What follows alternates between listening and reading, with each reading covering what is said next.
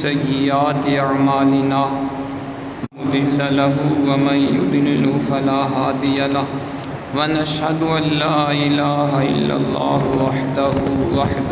وحده لا شريك له ونشهد أن سيدنا ومولانا وملجأنا ومأوانا سيدنا وحبيبنا وحبيب ربنا محمدا عبده ورسوله صلى الله تعالى عليه وعلى آله وأصحابه وبارك وسلم. أما بعد فأعوذ بالله من الشيطان الرجيم. بسم الله الرحمن الرحيم.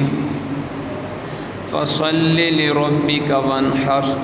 آمنت بالله صدق الله العظيم وصدق رسوله النبي الكريم الأمين ونحن على ذلك لمن الشاهدين والشاكرين والحمد لله رب العالمين. إن الله وملائكته يصلون على النبي يا أيها الذين آمنوا صلوا عليه وسلموا تسليما. درود پاک. اللهم صل على سيدنا محمد وعلى آل سيدنا محمد وبارك وسلم عليه. الصلاة والسلام عليك يا سيدي يا رسول الله وعلى آلك وأصحابك يا سيدي يا حبيب الله.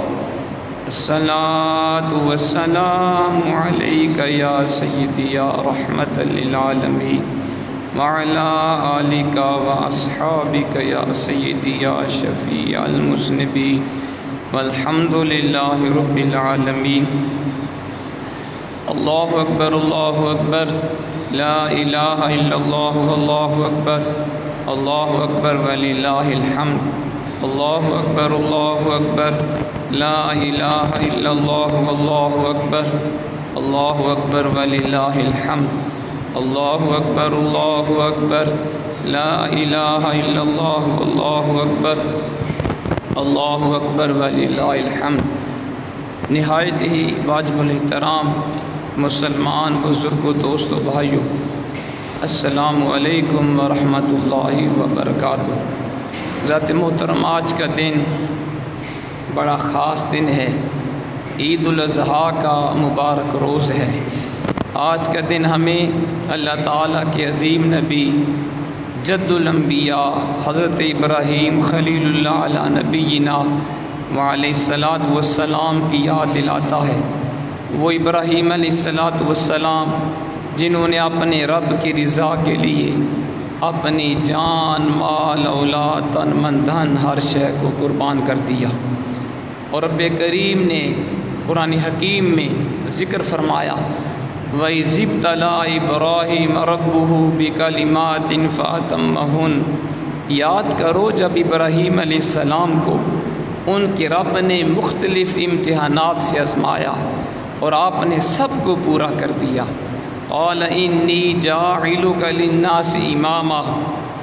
اللہ کریم نے فرمایا ابراہیم میں تمہیں لوگوں کا امام بناؤں گا. تم ہر امتحان میں کامیاب ہوئے. قال ومن ذریتی، عرض کی پروردگار میری اولاد میں سے بھی ان کو بھی لوگوں کا امام بنانا. قال لا ینال عہد الظالمین. اللہ کریم نے فرمایا میرا وعدہ ظالموں تک نہیں پہنچتا. وہ کون سے امتحانات تھے جو اللہ کریم نے ابراہیم علیہ السلام سے لیے؟ پہلا امتحان جب آپ نے آنکھ کھولی پوری قوم آپ کی بت پرست تھی. آپ کا چچا آزر بت بناتا بھی تھا، بتوں کو بیچتا بھی تھا. تو آپ نے جب ہوش سنبھالا اپنی قوم کو بتوں کی عبادت سے روکا. قوم آپ کی مخالف ہو گئی. نمرود اس وقت بادشاہ تھا جو خدائی کا دعویٰ کیے ہوئے تھا. آپ کا اس سے کئی دفعہ مناظرہ ہوا اور آپ نے ہر مرتبہ اس کو شکست فاش دی. ایک اور امتحان آیا. پوری قوم آپ کی بت پرست تھی. قوم میلے کے لیے چلی گئی، سالانہ میلہ. آپ ان کے بت خانے تشریف لے گئے. سب بتوں کو تہس نہس فرما دیا، سب بتوں کو تباہ و برباد کر دیا. قوم آئی اور جب پتہ چلا آپ نے کیا ہے بڑی غصے میں آئی.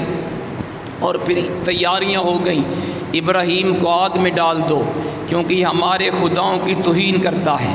پھر آپ کو آگ میں ڈالا گیا اور اللہ نے قرآن میں فرمایا قُلْنَا يَا نَارُ كُونِي بَرْدًا وَسَلَامًا عَلَىٰ ابراہیم، ہم نے حکم دیا اے آگ میرے ابراہیم کے اوپر سلامتی والی ٹھنڈی ہو جا۔ تو آگ آپ کے اوپر گل و گلزار بن گئی، آپ کا ایک بال بھی آگ نے جلایا نہیں۔ یہ بھی بہت بڑا امتحان تھا۔ علامہ اقبال نے فرمایا اسی مقام پہ بے خطر کود پڑا آتش نمرود میں عشق، عقل ہے محو تماشائے لب بام ابھی۔ عقل سوچ رہی تھی ابراہیم آگ بڑی سخت ہے، اس کے شعلے آسمانوں سے باتیں کر رہے ہیں، آگ میں نہ جانا تمہیں جلا کے خاکستر کر دے گی۔ عشق نے کہا ابراہیم اگر آگ میں جانے سے رب راضی ہوتا ہے سودا سستا ہے، دیر نہ کرو آگ میں چھلانگ لگا دو۔ آپ جب آگ میں پہنچے اللہ کے حکم سے آگ گل و گلزار بن گئی۔ یہ بھی مشکل امتحان تھا، اللہ نے اس کے اندر بھی آپ کو کامیاب فرمایا۔ ایک اور امتحان آیا، آپ کے چچا آزر نے کہا ابراہیم تو ہمارے خداؤں کی توہین کرتا ہے، نکل جا یہاں سے، چلے جاؤ یہاں سے۔ جب قوم بھی مخالف ہو گئی، گھر والے بھی مخالف ہو گئے، آپ نے رب کے حکم پر اور اسلام کو پھیلانے کے لیے گھر چھوڑ دیا۔ وطن سب کو پیارا ہوتا ہے، کوئی بندہ اپنا گھر بار بلا وجہ چھوڑنا پسند نہیں کرتا۔ اللہ کے خلیل نے اپنا گھر بھی چھوڑ دیا۔ پھر آپ جانتے ہیں راستے میں حضرت حاجرہ سے آپ کا نکاح ہوا۔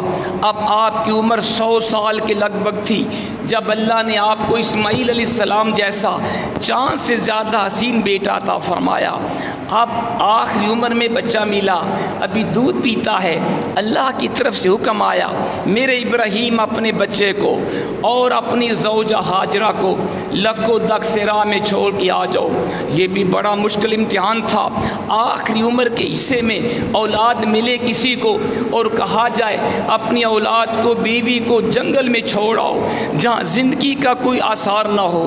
اللہ کے نبی اس کے اوپر بھی تیار ہو گئے اور اپنی زوجہ حضرت حاجرہ کو اور ننھے اسماعیل بچے دودھ پیتے کو اللہ کے حکم پر اس لکو دک سے راہ میں چھوڑ آئے جہاں پہ آج خانہ کعبہ شریف موجود ہے۔ اس امتحان میں بھی کامیاب ہو گئے۔ پھر ایک اور امتحان آپ سے لیا گیا جو شاید پہلے تمام امتحانوں سے زیادہ مشکل تھا۔ وہ کیا تھا کہ آپ کو اپنا بچہ ذبح کرنے کا حکم دیا گیا۔ قرآن پاک میں یہ واقعہ مذکور ہے، سورۃ صافات کے اندر 23ویں پارے میں اللہ کریم نے پورا واقعہ بیان فرمایا۔ قرآن کہتا ہے فَلَمَّا بَلَغَ مَعَهُ السَّعْيَ، جب آپ کا وہ فرزند ارجمند حضرت اسماعیل علیہ السلام آپ کے ساتھ دوڑ دھوپ کے قابل ہو گئے، 13-14 سال کا بچہ ہو گیا، تو ایک اور امتحان آیا۔ اللہ کی طرف سے خواب دیکھتے ہیں اے ابراہیم اپنے بچے کو ذبح کرو۔ اس کے اوپر بھی تیار ہو گئے، اگر بچہ ذبح کرنے سے میرا رب کریم خوش ہوتا ہے یہ سودا بھی سستا ہے، لیکن آپ نے اپنے بچے کے اوپر ظلم نہیں کیا، اپنے بچے کو بھی خواب کا واقعہ سنایا اور قرآن بیان کر رہا ہے۔ صبح ہوئی اپنے بیٹے اسماعیل کو بلاتے ہیں اور فرمایا یا بنیا، اے میرے پیارے بیٹے، یا بنیا انی ارا فی المنام انی اذبحک فانظر ماذا تری، پیارے بیٹے میں نے خواب دیکھا ہے تجھے ذبح کر رہا ہوں، اب تم بتاؤ تمہاری کیا رائے ہے۔ غور سے سنیے نا، آج ہمارا کوئی بچہ ہوتا، اسے باپ کہے اکلوتا بیٹا ہو اور زندگی کی آخری عمر میں کسی کو بچہ ملے، پھر باپ اس سے پوچھے بیٹا مجھے اللہ نے حکم دیا تمہیں ذبح کروں، آج کل کا بچہ ہوتا کیسا جواب دیتا؟ یہی کہتا نا ابا تیرا دماغ فیل ہو گیا، تو پاگل تو نہیں ہوا، تجھے آخری عمر میں بچہ ملا، مجھے بتاؤ میرا قصور کیا ہے، مجھے کیوں آپ ذبح کرنا چاہتے ہو؟ لیکن وہ بچہ ہمارے بچوں جیسا نہ تھا، اللہ کے خلیل کا فرزند ارجمند تھا، اللہ کے نبی کی وہ نیک اولاد تھی۔ جب باپ کا حکم سنا بچے نے کیا جواب دیا؟ بے مثال جواب ہے، ہم اپنے الفاظ میں اس کا حق ادا نہیں کر سکتے۔ قرآن بیان کر رہا ہے قال یا ابت افعل ما تؤمر، پیارے ابا جان جو آپ کو حکم دیا گیا وہی کیجیے، یہ بچے کا جواب ہے، فرما بردار بچے کا جواب ہے، یا ابت افعل ما تؤمر، پیارے ابا جان جو آپ کے رب نے حکم دیا وہی کیجئے، ستجدنی انشاء اللہ من الصابرین، اگر اللہ نے چاہا تو آپ مجھے صابروں میں سے پائیں گے، اگر اللہ نے چاہا آپ مجھے صابروں میں سے پائیں گے۔ علماء کرام نے لکھا، میرے حضور ضیاء الامت جسٹس پیر محمد کرم شاہ صاحب الازہری رحمۃ اللہ علیہ نے تفسیر جال قرآن کے اندر بڑی پیاری بات لکھی۔ آپ نے فرمایا اللہ کے نبی ابراہیم علیہ السلام اپنے بیٹے سے مشورہ نہیں کر رہے تھے، اگر میرے بچے کی رضامندی ہو اس کو ذبح کر دوں، اگر بچہ راضی نہ ہو اللہ سے معذرت کر لوں۔ آپ بچے سے مشورہ طلب نہیں کر رہے تھے، بلکہ آپ دیکھنا چاہتے تھے وہ اسماعیل جس نے ابراہیم علیہ السلام جیسے باپ کی گود میں پرورش پائی ہے، جس نے حضرت حاجرہ سلام اللہ علیہ جیسی ماں کا دودھ پیا ہے، جس کو بچپن میں یہی سبق دیا گیا بیٹا ہر حال میں اپنے رب کو راضی کرنا ہے، جان قربان کرنا پڑے قربان کر دینا، مال قربان کرنا پڑے مال قربان کر دینا، گھر بار چھوڑنا پڑے چھوڑ دینا، ہر حال میں اپنے رب کو راضی رکھو۔ آپ دیکھنا چاہتے تھے میرا بیٹا اب 13-14 سال کا ہو گیا، میں ذرا چیک تو کروں ہماری تعلیم و تربیت کا میرے بچے کے اوپر کیا اثر ہوا، یہ دیکھنا چاہتے تھے۔ اس فرزند دل ارجمند نے جو پیارا جواب دیا وہ بھی سننے والا ہے، یا ابت افعل ما تؤمر، پیارے ابا جان جو آپ کو حکم دیا گیا وہی کریں، ستجدنی انشاء اللہ من الصابرین، باقی رہا میرا مسئلہ، اگر میرے رب نے چاہا آپ مجھے صابروں میں سے پائیں گے۔ علماء نے لکھا آپ نے انشاءاللہ کیوں کہا، اگر اسماعیل یوں بھی کہتے ستجدنی من الصابرین، ابا جان آپ مجھے صابروں میں سے پائیں گے، معنی درست تھا، لیکن آپ نے انشاءاللہ کی قید لگائی۔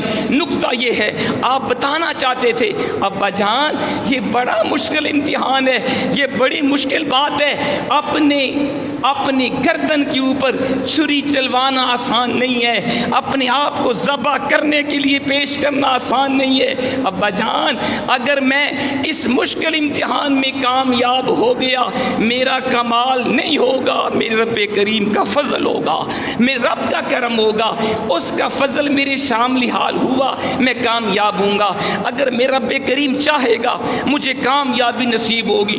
اس میں ہمارے لیے سبق یہ ہے جب بھی کوئی کام اچھا ہو یہ نہ کہا کرو میں نے کیا، میں وہاں گیا کام ہوا، میں نہ جاتا کام نہ ہوتا، اللہ کو میں پسند نہیں ہے۔ جب کوئی اچھا کام ہو یہ کہا کرو رب نے کرم کیا تو اچھا کام ہو گیا، اللہ نے توفیق دی اچھا کام ہو گیا۔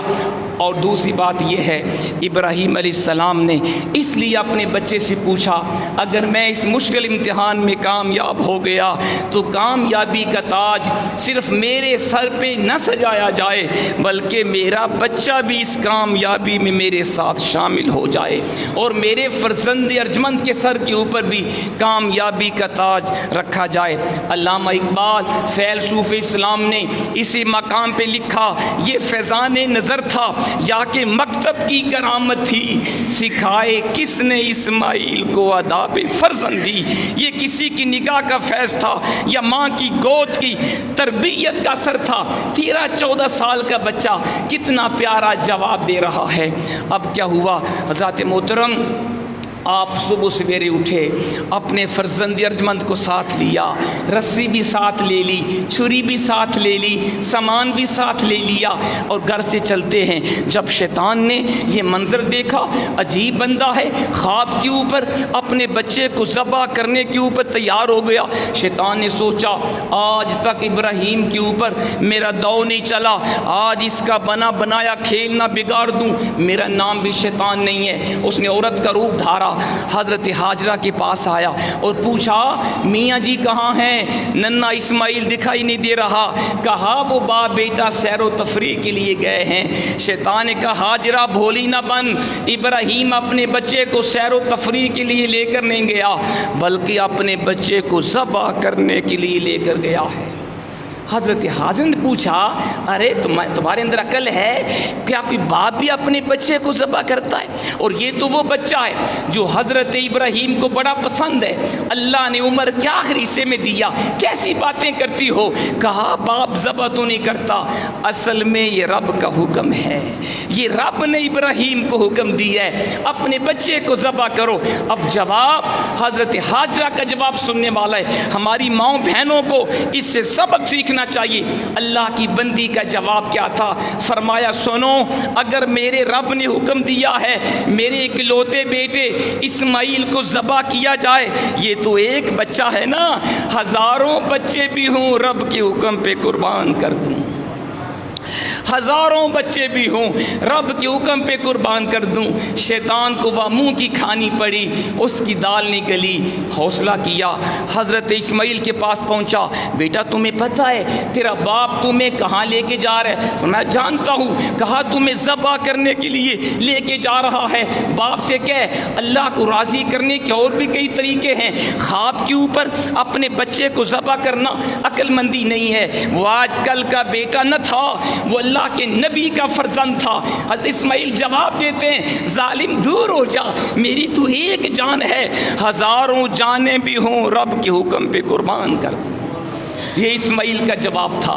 شیطان نے پھر بھی ہمت نہیں ہاری، دل کو کڑا کیا، حضرت ابراہیم کے پاس پہنچا، کہا حضور اتنے زیرک ہو کر، اتنے ذہین ہو کر، اتنے سمجھدار ہو کے اپنے بچے کو ذبح کرنے کے لیے چلے ہیں، آپ کی نسل ختم ہو جائے گی، نام لینے والا کوئی نہیں ہوگا۔ یہ خواب تو جھوٹے بھی ہوتے ہیں، شیطان کی طرف سے بھی ہوتے ہیں، اگر اللہ نے حکم دینا ہوتا حضرت جبریل کو بھیجتا، آپ کے پاس حکم لے کے آتا خواب کے اوپر بچے کو ذبح نہ کرو۔ اللہ کے نبی بھی جان گئے یہ شیطان ہوگا، ابلیس ہوگا۔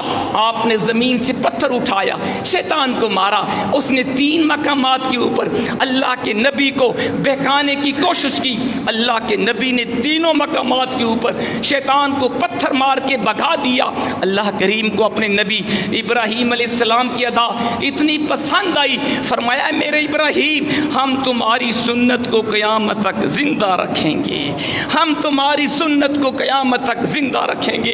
اللہ نے فرمایا میں اس وقت تک کسی کا حج قبول نہیں کروں گا جب تک وہ تیری سنت کے اوپر عمل کرتا ہوا انہی مقامات کے اوپر اسی انداز میں شیطان کو پتھر نہیں مارے گا جیسے تو نے پتھر مارے ہیں، میں انہی کا حج قبول کروں گا جو ابراہیم تیری سنت پہ عمل کریں گے۔ یہ اللہ کے نبی کی شان ہے۔ پتہ چلا اللہ کے بندے جو کام کرتے ہیں اللہ اپنے بندوں کی سنت کو قیامت تک باقی رکھتا ہے۔ آج بھی آپ دیکھ لیں حجاج کرام آپ میں سے ہوں گے، وہ آپ کو بتائیں گے آج بھی حجاج کرام کے لیے حکم ہے 10ویں کے دن یعنی آج کے دن اسی طرح شیطان کو 3 مقامات کے اوپر پتھر مارے جاتے ہیں، حالانکہ شیطان اب وہاں نہیں ہے، نشانات ہیں، لیکن اللہ کو اپنے بندوں کی ادائیں اتنی پسند ہیں، اللہ نے ابراہیم علیہ السلام کی سنت کو قیامت تک جاری فرما دی۔ اب آپ چلے دور چلے گئے، اب جب اپنے فرزند ارجمند کو ذبح کرنے لگے تو آپ کے بیٹے نے کہا ابا جان میری چند گزارشات ہیں، اب میرے ہاتھ پاؤں رسی سے باندھ لیجیے تاکہ ایسا نہ ہو کہ میں تکلیف میں آ کے میں تڑپوں نہیں اور میرے خون کی چھینٹیں آپ کے اوپر نہ پڑیں۔ اب بجا میری دوسری گزارش ہے میرا چہرہ زمین کی طرف کر دیجئے گا تاکہ میرا چہرہ دیکھ کر محبت پدری جوش نہ مارے اور اللہ کے حکم کے اوپر عمل کرنے میں کوئی رکاوٹ نہ بن جائے۔ اب بجا میں تیسری گزارش ہے مجھے ذبح کرنے کے بعد میری قمیص میری ماں کو دے دینا، اسے جب میری یاد آئے گی وہ قمیص کو دے کے دلاسا دے لے گی، فرمایا بیٹا تیری عرض کے اوپر عمل کیا جائے گا۔ آپ نے اپنے بچے کے ہاتھ پاؤں کو باندھ دیا۔ آپ بھی اولاد والے ہیں، سوچیے نہ ذرا کسی کو اللہ آخری عمر میں اکیلا بیٹا دے اور جان سے زیادہ حسین بچہ ہو پھر کہا جائے اس کو ذبح کرو، ہم میں سے کون ہے جو اپنے ہاتھوں سے اپنے بچے کو ذبح کرے؟ یہ اللہ کے نبی کی شان ہے، اللہ کے حکم کے اوپر ہر کام کرنے کو تیار ہیں، بس اللہ راضی ہو جائے۔ رب کی رضا ہر شے سے زیادہ مقدم ہے۔ اپنے بچے کے ہاتھ پاؤں پاؤں کو باندھ لیا، اپنے چہرے پہ آنکھوں پہ پٹی باندھ لی تاکہ محبت پدری کی وجہ سے رکاوٹ نہ بنے، اپنے بچے کا منہ زمین کی طرف کر لیا۔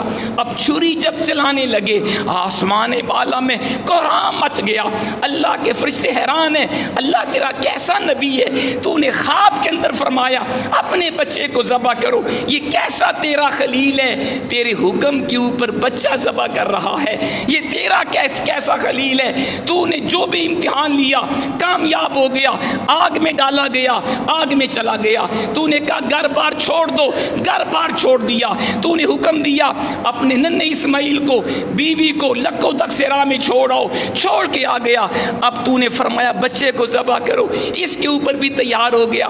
اللہ نے فرمایا میں نے تمہیں کہا تھا نا فرشتوں، جب میں نے آدم کو بنایا تھا تم نے کہا تھا یا اللہ انسان کو نہ بنانا، یہ فساد کرے گا، میں نے کہا تھا نا جو میں جانتا ہوں تم نہیں جانتے، میں جانتا تھا میرے ایسے بندے بھی ہوں گے جو میرے حکم کے اوپر سب کچھ قربان کرنے کو تیار ہوں گے۔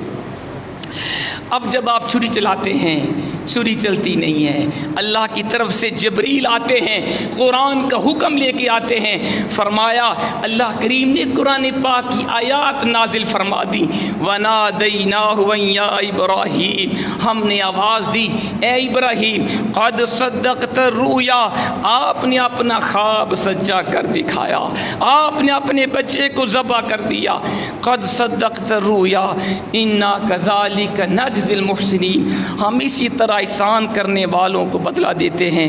ان ھذا لہو البلاء المبین، اے ابراہیم یہ بہت بڑا امتحان تھا، اپنے بچے کو ذبح کرنا بہت بڑا امتحان تھا۔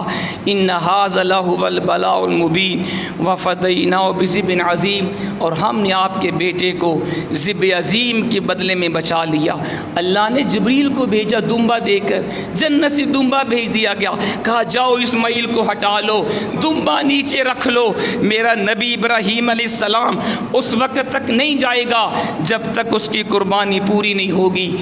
حضرت جبریل آتے دمبا لے کر اسماعیل کو نیچے سے ہٹا دیا، دمبا نیچے رکھ دیا، جب دمبا نیچے رکھا گیا چھری چل گئی، ابراہیم علیہ السلام خوش ہو گئے، یا اللہ تیرا شکر ہے تو نے مجھے قربانی کی توفیق عطا کی۔ جب آنکھوں سے پٹی اتارتے ہیں دیکھا دمبا ذبح ہو چکا ہے، اسماعیل پاس کھڑے مسکرا رہے ہیں۔ یہ وہ منظر ہے ذات محترم جو چشم فلک نے آج تک دیکھا نہیں تھا۔ یہ وہ اللہ کے خلیل ہیں۔ اللہ ویسے کسی کو دوست نہیں بناتا، اللہ نے پوری مخلوقات میں صرف ابراہیم علیہ السلام کو اپنا خلیل بنایا۔ خلیل کا معنی ہے گہرا دوست۔ اس سے بڑی خوشبختی کیا ہے کہ اللہ نے فرمایا واتخذ اللہ ابراہیم خلیلا، اللہ نے ابراہیم کو اپنا گہرا دوست بنا لیا، اللہ نے دوست بنایا۔ یہاں تو کوئی کسی وزیر کسی کو دوست بنا لے، کوئی ایم پی ایم این اے دوست بنا لے، اس کے پاؤں زمین پہ نہیں آتے، سمجھ کے بات کرنا، فلاں وزیر میرا دوست ہے، فلاں ایم پی ایم این اے میرا دوست ہے۔ ارے اس ابراہیم کی کیا شان ہے جس کے بارے رب نے گارنٹی سے فرمایا میں نے ابراہیم کو اپنا گہرا دوست بنا لیا۔ ایسے نہیں بنایا، آپ اس قابل تھے کہ آپ کو دوست بنایا جائے۔ اور یہ قربانی کیا ہے؟ اسی واقعہ کی یادگار ہے۔ حضرت ابراہیم علیہ السلام کی سنت ہے۔ جب صحابہ کرام نے اللہ کے حبیب سے پوچھا حضور ما ھذی الاضاحی، حضور یہ قربانیاں کیا ہیں؟ فرمایا سنت ابیکم ابراہیم، یہ تمہارے باپ ابراہیم علیہ السلام کی سنت ہے۔ صحابہ نے پوچھا حضور فما لنا فیہا، یا حضور قربانی میں ثواب کیا ہے؟ آپ نے فرمایا بکل شعرۃ حسنہ، ہر جانور کے بدلے نیکی ہے۔ ہر بولیے نا جانور کے بدلے، آپ ذرا سوچئے جو جانور ہم ذبح کرتے ہیں، ایک جانور کے بال ہم گن نہیں سکتے، کوئی بھی جانور ہو، بھیڑ ہو، بکرا ہو، بیل ہو، گائے ہو، جانور کے بال ہم گن نہیں سکتے۔ تو اللہ کے حبیب نے فرمایا ہر بال کے بدلے نیکی ہے، یعنی جتنے بال ہوں گے جانور کے اللہ اتنی نیکیاں قربانی کرنے والے کو عطا فرما دے گا۔ صحابہ نے پوچھا حضور فصوف، حضور اون کے بارے بتائیں۔ آپ فرمایا بکل شعرۃ من الصوف حسنہ، اون کے بھی ہر بال کے بدلے ایک ایک نیکی ملتی ہے، یعنی جانور کے جسم پہ جتنے بال ہوں گے ان کے برابر اللہ تعالیٰ قربانی کرنے والوں کو نیکیاں عطا فرما دیتا ہے۔ اور پھر آج کے دن یعنی عید الاضحیٰ کے دن سب سے اعلیٰ عمل اللہ کی بارگاہ میں قربانی کرنا ہے۔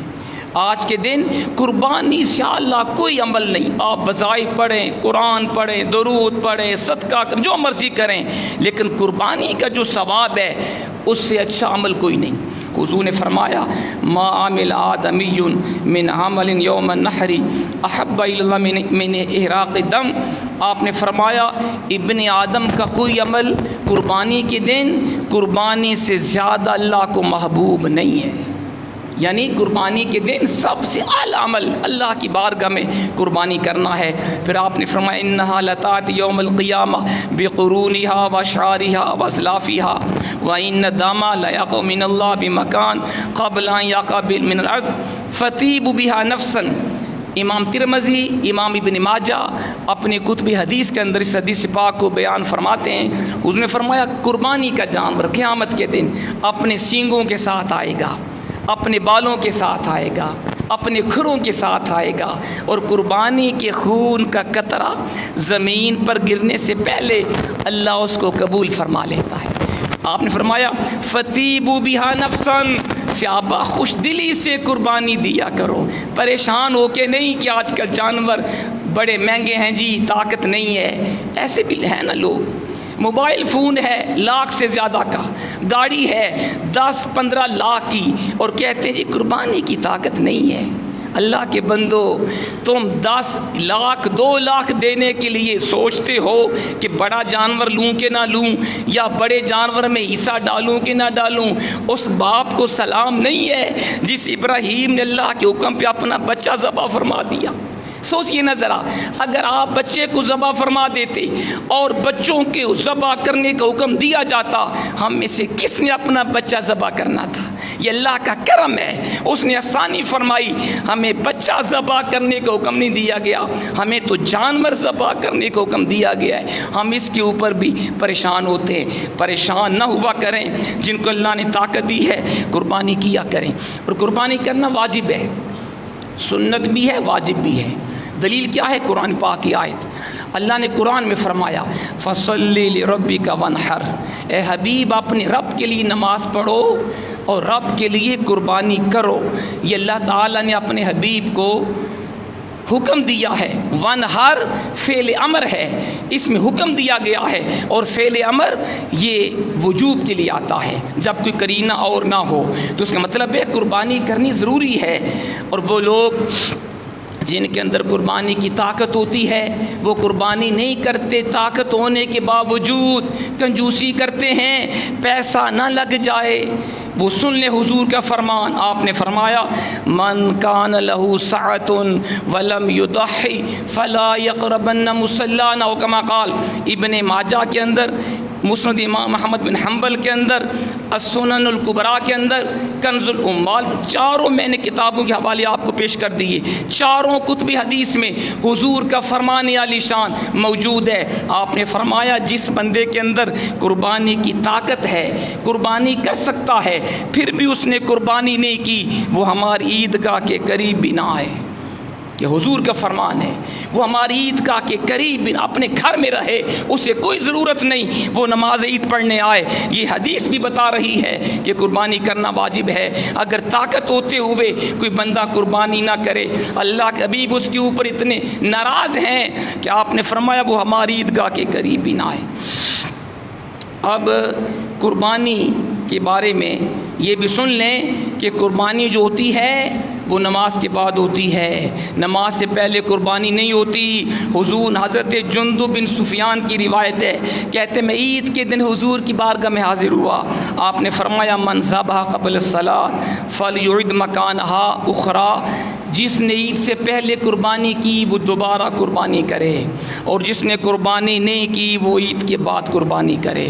یہ حدیث بھی بتا رہی ہے کہ قربانی کرنا واجب ہے۔ اگر قربانی کرنا ضروری نہ ہوتی، حضور تشریف لے کے گئے عید کی نماز کے لیے، واپس آئے، ایک بندے نے جانور ذبح کر لیا تھا، آپ نے پوچھا تم نے عید سے پہلے ذبح کیا؟ بعد میں کہا حضور میں نے پہلے ذبح کیا کہ گھر میں گوشت نہیں، بچے گوشت کھائیں گے۔ فرمایا تمہاری قربانی نہیں ہوئی، یہ تو تمہارا گوشت ہے، دوبارہ قربانی کرو۔ حضور کا دوبارہ قربانی کرنے کا حکم دینا اس بات کی دلیل ہے کہ قربانی کرنا واجب ہے۔ اب ایک مسئلہ بھی سن لیں، آج کل یہ بھی رواج ہے، جو بڑے بڑے میٹرو سٹور ہوتے ہیں، لوگ وہاں پہ جا کے بکنگ کرواتے ہیں قربانی کے لیے، ہزاروں کی تعداد میں آرڈر ان کے پاس ہوتا ہے۔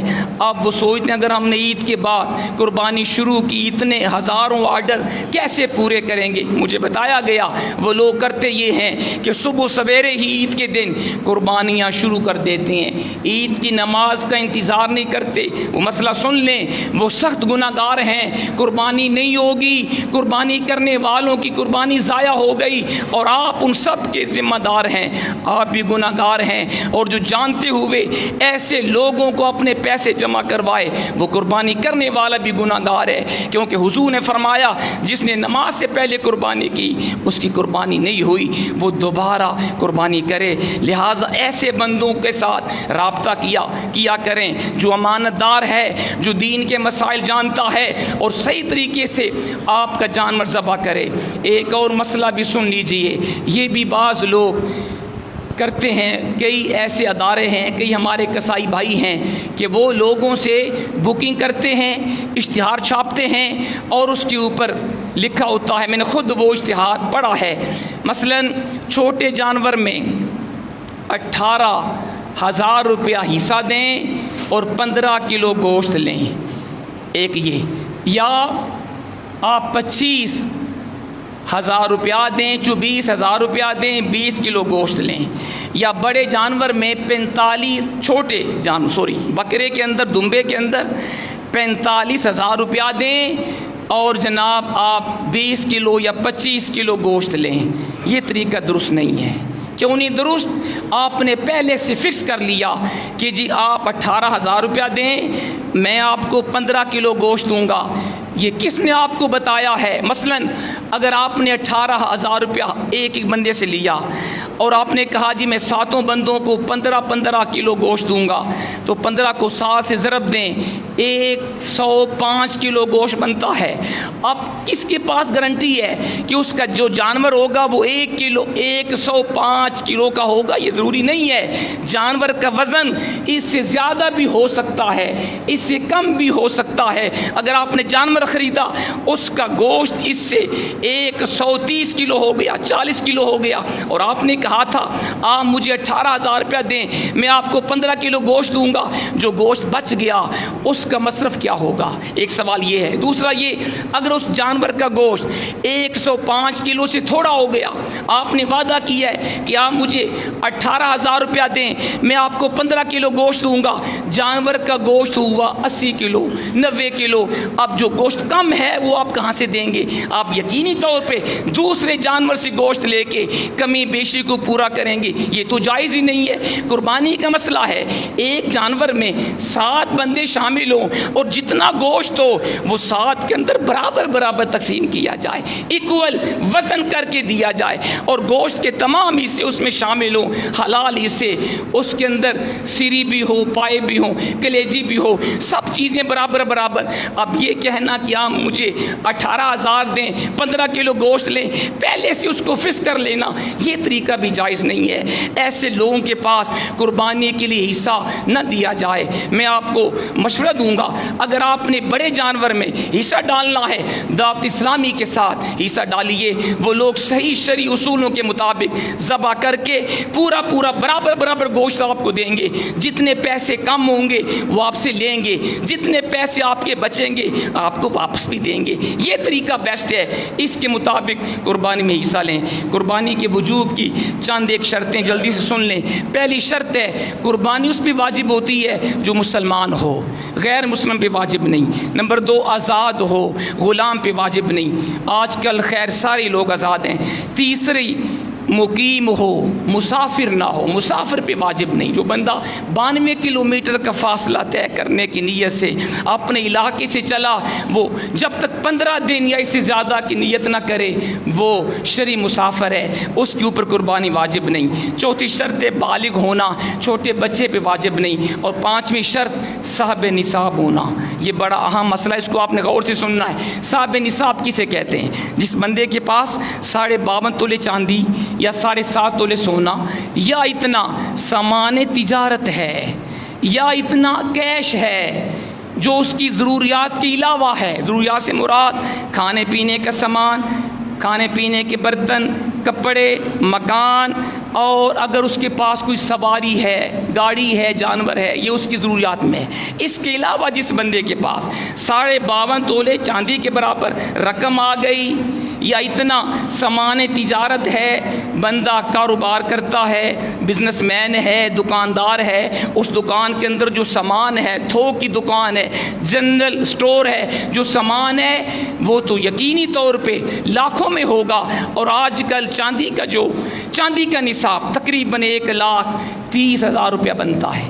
1,30,000 روپیہ جس بندے کے پاس عید کے تینوں دنوں میں آ گیا، وہ بندہ صاحب نصاب ہے ضروریات کے علاوہ۔ اس کے اوپر قربانی کرنا واجب ہے، نہیں کرے گا گناہگار ہوگا۔ اور اگر اس کے پاس وقتی طور پہ پیسے نہیں لیکن مال ہے، وہ مال بیچ کے قربانی کرے۔ اگر پیسے نہیں، دیگر صورت میں سامان ہے، وہ قرضہ لے کے قربانی کرے گا، کیونکہ صاحب نصاب ہے۔ ایک اور مسئلہ بڑا ہم سن لیں، جس بندے کے پاس مکان ہے، ایک مکان کے اندر اس بندے کی رہائش ہے، 1-2 مکان اضافی ہیں، خواہ وہ پلاٹ ہیں خالی پڑے ہوئے یا اس نے کرائے پہ دیے ہوئے ہیں۔ جو خالی پلاٹ ہے یا جو مکان اس نے کرائے پہ دیا، اگر اس کی قیمت بھی 1,30,000 ہو گئی، قربانی واجب ہے۔ یہ مسئلہ بھی سن لیں، کسی کے پاس ایک ہی مکان ہے، اس کے 2-3 پورشن بنے ہوئے ہیں، ایک پورشن میں اس کی رہائش ہے، 1-2 پورشن اس نے کرائے پہ دیا ہوا ہے۔ جو کرائے پہ دیا، اگر اس کی قیمت کا اندازہ لگائیں، اگر وہ بھی 1,30,000 کی بنتی ہے، اس کے اوپر بھی قربانی واجب ہے۔ ہمارے اوپر کئی ایسے حضرات ہوں گے جن کے مکان کرائے پہ ہوں گے، جن کے پاس اضافی مکان ہوگا، جن کی رہائش ایک مکان کے ایک حصے میں رہائش ہوگی، 1-2 حصہ کرائے پہ ہوتا ہے۔ وہ سمجھتے ہیں میں تو غریب ہوں، میرے اوپر تو واجب نہیں، آپ کے اوپر بھی واجب ہے۔ لہٰذا قربانی جن کے اندر طاقت ہے وہ قربانی ضرور دیں۔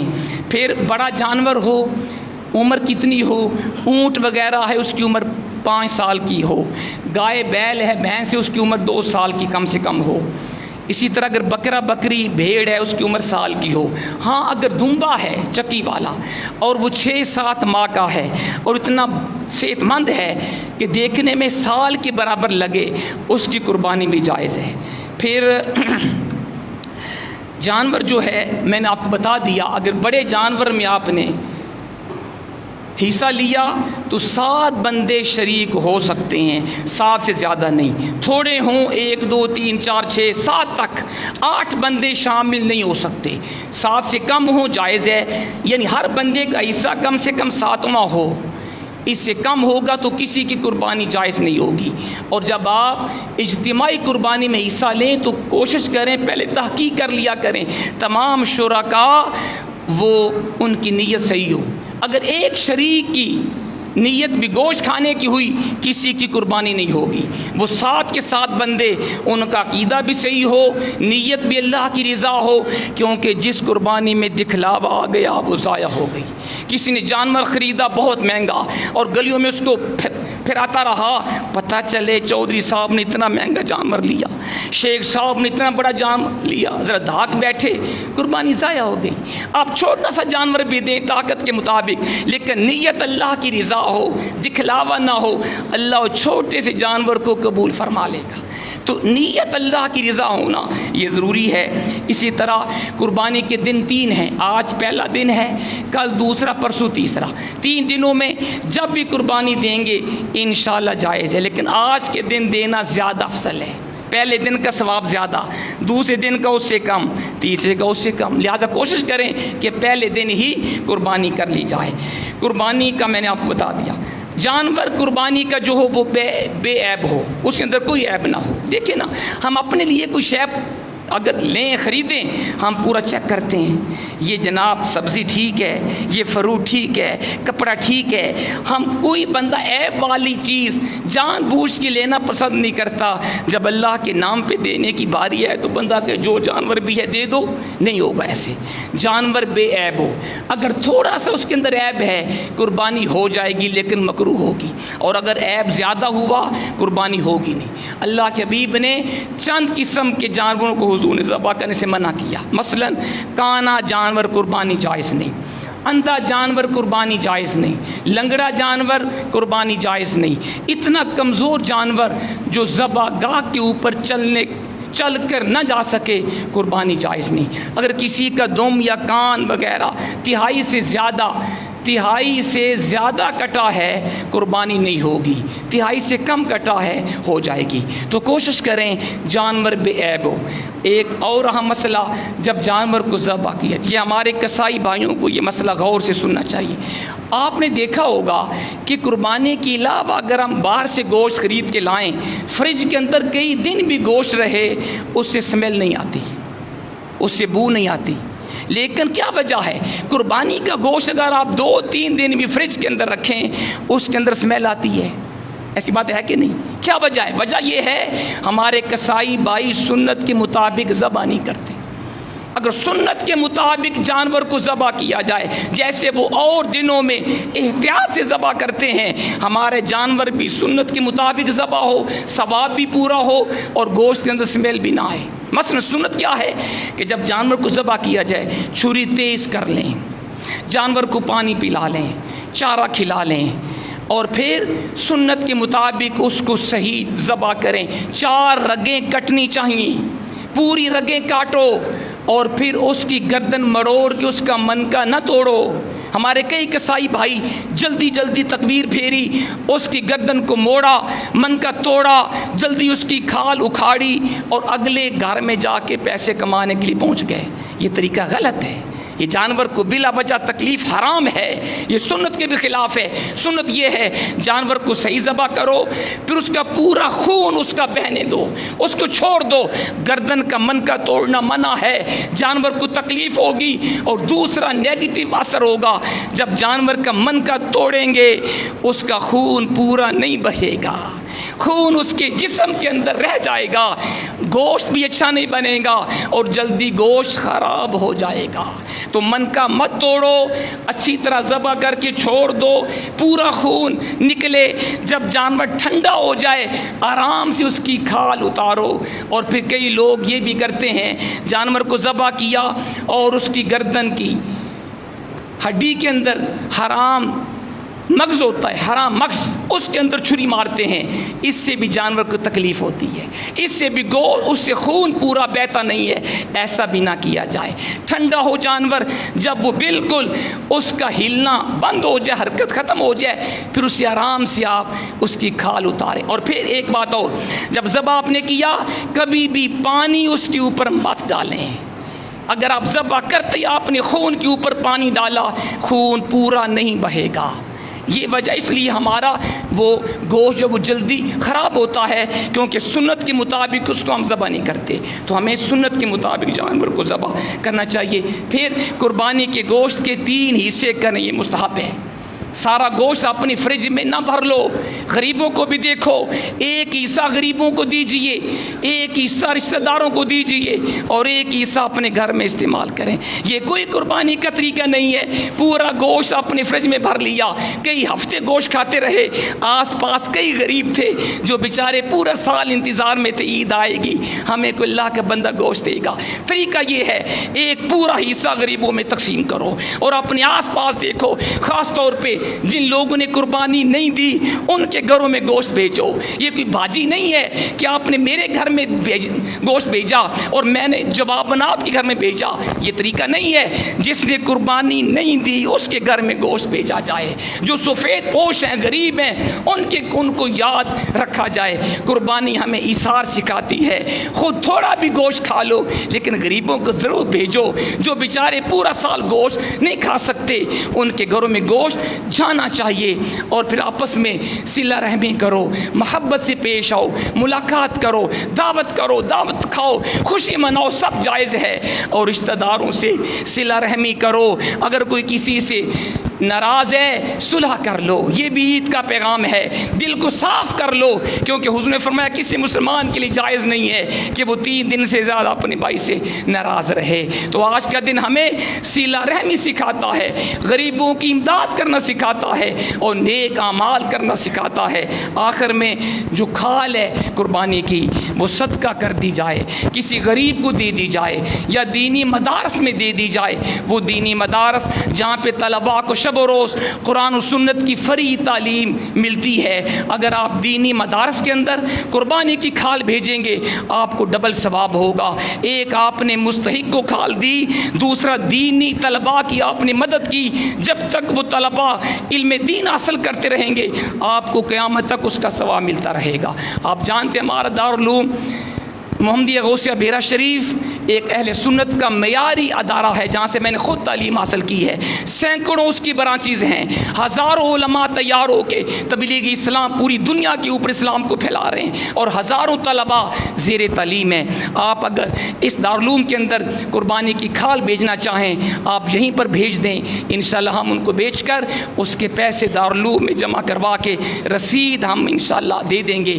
اللہ تعالی ہم سب کو عمل کی توفیق عطا فرمائے۔ نیت سن لیں، 2 رکعت نماز عید